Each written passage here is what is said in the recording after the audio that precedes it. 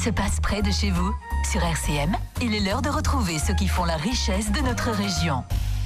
Depuis le 17 mai se tient de Sonone à Saint-Dié le festival Jazz dans les Vallées. C'est une partition écrite à plusieurs mains, entendez-la, à plusieurs organisateurs. On en accueille un d'ailleurs aujourd'hui à nos côtés pour en parler, c'est Charlotte Dupuis de l'association Scène 2. Bonjour Charlotte. Bonjour. Ce festival, c'est une manière d'amener le jazz au milieu rural. Il est souvent absent le jazz ? Il est souvent absent dans le genre musical en général. Je pense que c'est pas toujours facile selon le style de jazz qui est abordé. Et ça va aussi dans la continuité de notre travail déjà à Scène 2, d'amener une certaine forme de culture, et le jazz en fait partie. Rendre accessible le jazz à tout le monde, c'est ça le principe ? Oui, un peu, en allant un peu dans tous les genres musicaux du jazz, du plus sophistiqué, dirons-nous, à quelque chose de plus accessible. Ce qui fait la spécificité de ce festival Jazz dans les Vallées, c'est à la fois proposer des concerts en public, avec le public, mais aussi de créer des ateliers auxquels des particuliers, des écoles peuvent participer. Alors c'est surtout un travail avec les écoles de musique et puis les professionnels amateurs, les amateurs confirmés, qui ont pu participer tout au long de l'année de nos masterclass qu'on organise tout au long de l'année, et qui là du coup vont pouvoir présenter un peu leur travail d'improvisation. Là cette année c'était sur le sound painting et aussi sur le travail des cordes. Alors, plusieurs choses. Masterclass, c'est quand on a un maître, un musicien de renommée qui vient montrer un petit peu comment il joue, il compose. Voilà, c'est ça. Et en fait, il apporte un peu de son expérience, et chacun aussi peut aussi partager aussi ce qui sait, parce que tous les instruments sont... c'est pas seulement les instruments à cordes, par exemple, là, qui viennent, c'est toutes les formes d'instruments qui se rapportent au jazz, donc ça peut aller du cuivre au piano, à la corde, voilà. Vous parlez aussi de sound painting, en deux mots. C'est quoi le sound painting ? C'est une forme de langage corporel pour pouvoir communiquer justement en improvisation sans qu'il y ait trop de couacs. Ouais, de couacs musicaux. On avait fait du sound painting d'ailleurs sur RCM il y a déjà quelques mois. On parlait de cet atelier. Et c'est lui qui revient, qui est là, François Guel, qui donc s'occupe de cet atelier. Il revient avec des gestes simples, un poing fermé, une main ouverte. Et ça signifie des choses pour les gens qui improvisent derrière. Ça, c'est des ateliers. Voilà. On verra ça justement dans Jazz dans les Vallées. Oui. D'ailleurs, François Guel, qui s'occupe de la masterclass, vient avec son groupe, notamment. Donc Linky Toys, et là c'est un petit peu un autre genre, il fait pas forcément que du sound painting, c'est plus festif comme genre musical. J'aimerais là qu'on aborde la programmation dans l'immédiat. C'est un artiste qui s'appelle Étienne C. Il se produit samedi à Le Saulcy. Deux mots sur cet artiste. Étienne C, donc pour ce concert, c'est organisé par Helicop. Donc on disait plusieurs partenaires. Voilà, donc ils font partie de ces partenaires. C'est plus électronique comme genre musical, donc c'est vraiment un mélange de genres. Et il est à ses côtés dans le milieu du jazz apparemment, puisqu'il a déjà travaillé par exemple avec Moby, ce genre de personnage. Ah oui, à ne pas louper, donc ce week-end là. Après, voir quel genre de travail il fait. Il va rendre à l'Hélicop, Le Saulcy. C'est ça, Le Saulcy. Avec Scène 2, gros week-end pour vous, dédié au jazz. Ça commence le 7 juin avec un ensemble de 15 jeunes musiciens. C'est aussi l'inauguration du festival. C'est ça. Donc, on fait l'ouverture. Donc, l'entrée est libre, forcément, avec un petit apéro d'accueil. Et donc, on accueille pour cela le grand format qui nous fait une petite représentation. C'est aussi un moyen de faire venir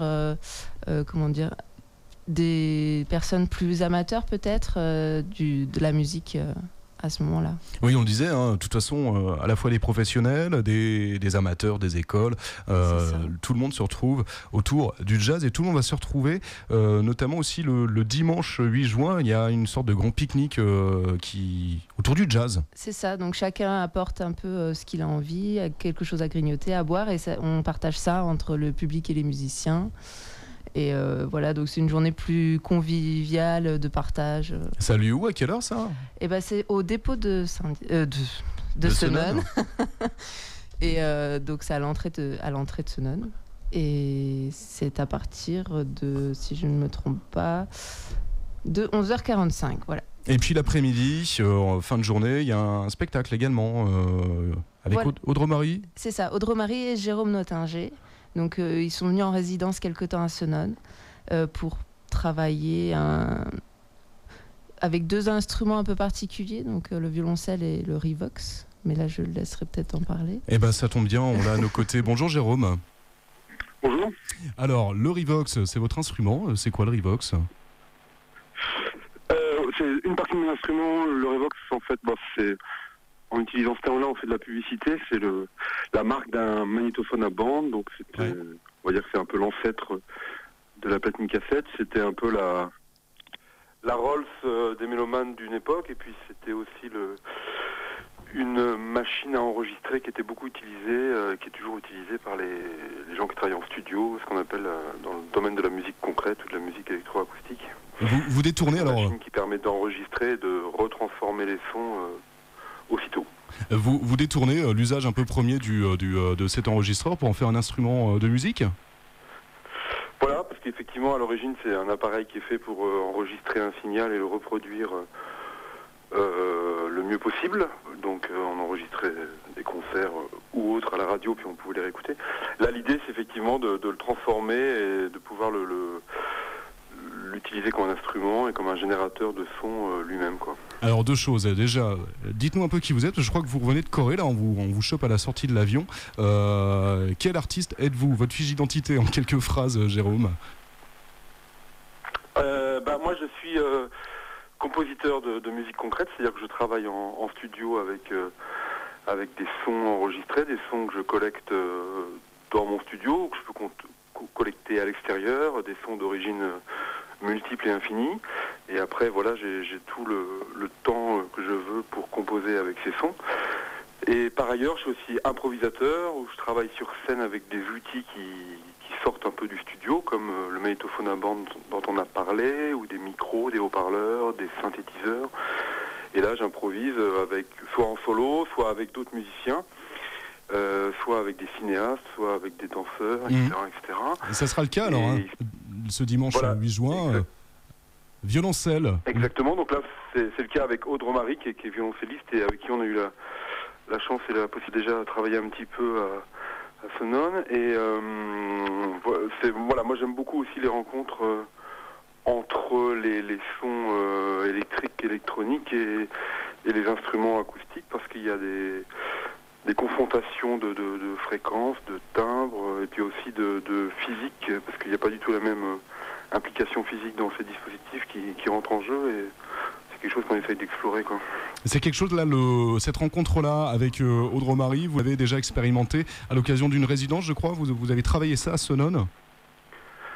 Voilà, parce que nous on se connaît se croisant dans des concerts ou dans des festivals, et puis l'idée d'essayer de travailler ensemble est née comme ça d'un échange verbal, et on a eu l'occasion donc d'essayer des choses. C'était sauf erreur, en mars ou avril dernier à Senones, et puis à partir de là c'était le début d'une exploration, et il y aura une toute première présentation publique donc lors du festival.